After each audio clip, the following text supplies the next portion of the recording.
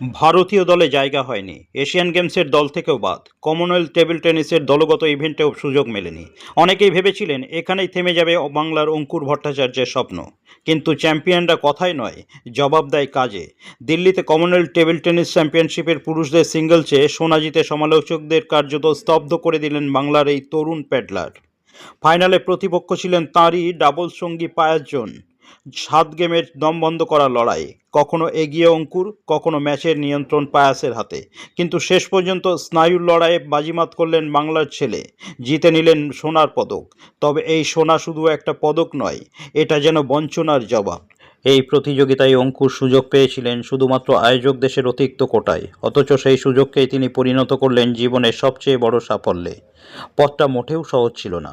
Pre quarter ফাইনালে হারালেন মালয়েশিয়ার ওয়াং কিশেনকে, যিনি এর আগে ভারতের 2 তারকা প্যাডলারকে হারিয়ে চমকে দিয়েছিলেন। কোয়ার্টার ফাইনালের সামনে ছিল বিশ্বের 44 নম্বর এবং তৃতীয় বাছাই অস্ট্রেলিয়ার নিকোলাস লাম। আগের সাক্ষাতে যার কাছে হেরেছিলেন অঙ্কুর, কিন্তু এবার ছবিটা ছিল একেবারে অন্যরকম। দুরন্ত ব্যাকহ্যান্ড আর আক্রমণাত্মক ফোরহ্যান্ডে ম্যাচ নিজের দখলে এনে সেমিফাইনালে পৌঁছে দেন তিনি।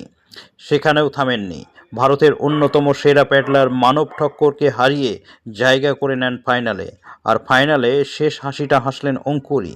খেতাব জয়ের পর তাঁর কণ্ঠেও ছিল আত্মবিশ্বাসের সুর। অঙ্কুর বলেন, এটাই আমার জীবনের সবচেয়ে গুরুত্বপূর্ণ প্রতিযোগিতা ছিল। আমি যে ভারতীয় দলে জায়গা পাওয়ার যোগ্য, এশিয়ান গেমসের দলেও আমার থাকার কথা ছিল, সেটাই প্রমাণ করতে চেয়েছিলাম। তবে সোনা জয়ের পরেও তাঁর বার্তা স্পষ্ট।